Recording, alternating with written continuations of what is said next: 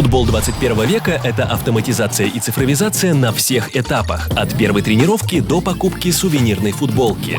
Вместе с нашим партнером «Газпромнефть. Цифровые решения» мы запускаем серию роликов, в которых рассмотрим основные инновации, изменившие игру. Второй выпуск посвящен технологиям, сформировавшим современную футбольную инфраструктуру. Стадионы и тренировочные базы клубов. База современного спортивного клуба – это место, где все создано для эффективных тренировок, а технологии помогают совершенствовать эту среду.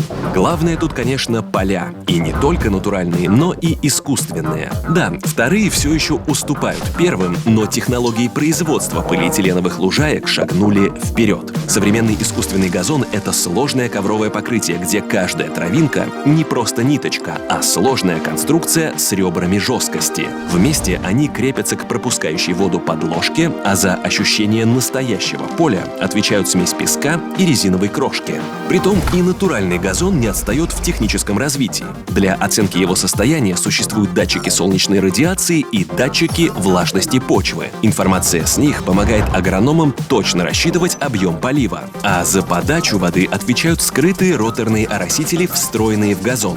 Автоматика способна как запускать полив в указанное время, так и реагировать на информацию с датчиков и корректировать программу. Например, если пошел дождь. Следующий технологический уровень развития футбольного газона – это выдвижное поле. Оно требуется либо для многоцелевых стадионов, либо для арен с просторной крышей, под которой трава не получает достаточно солнца и ветра. Самое популярное решение – сделать одну из трибун в виде моста, под которым корыто с полем сможет проезжать наружу, где для него заготовлена площадка.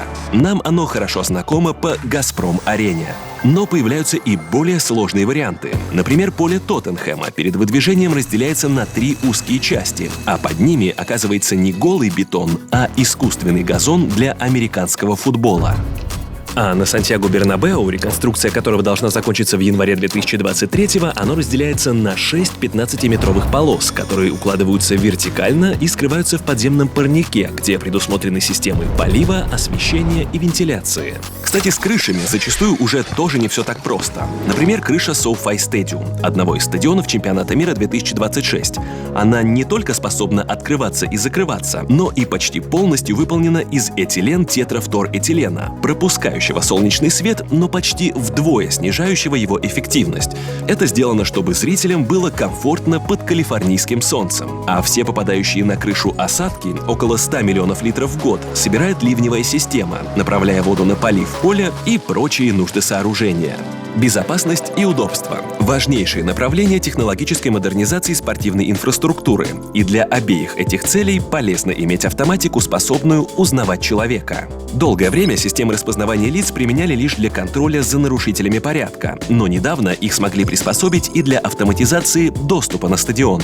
Например, система пропуска официальных лиц матча была установлена на стадионе в Лос-Анджелесе в 2021 году, а в апреле 2022 испанский клуб Осасуна успешно внедрил Face ID уже и для гостей стадиона Эль-Садар. Благодаря ему попасть внутрь можно так же быстро, как разблокировать телефон, просто взглянув в камеру. На проверку одного болельщика уходит в среднем 3 секунды, причем зарегистрироваться в системе можно самостоятельно, сделав несколько фотографий на телефон с помощью специального приложения. Очереди в пунктах питания технологии также способны отправить в прошлое уже сегодня, благодаря возможности заказа еды через приложение. Еду можно будет получить либо доставкой прямо на трибуну, либо в специальном боксе выдачи. Оплатить заказ в перспективе также будет возможно одним взглядом в камеру. Уже сейчас точное количество камер, используемых на стадионе, становится сложно посчитать. Еще одна важная задача, которую они выполняют, это сбор информации. За это отвечают системы так называемого Crowd Intelligence, уже внедренные на нескольких стадионах Северной Америки. Благодаря собранной статистике организаторы лучше понимают поведение болельщиков. Например, какие места на стадионе более популярны, какие категории гостей чаще носят атрибутику, в какие моменты люди отвлекаются от происходящего на поле и многое другое. Эти данные помогают как упростить навигацию болельщика по стадиону, так и повысить доходы клуба на продаже услуг, товаров и рекламы. Все это доступно уже сегодня. А куда технологии приведут футбол через 5, 10, 30 лет? Поговорим об этом в следующем выпуске. Оставайтесь с нами и не пропустите.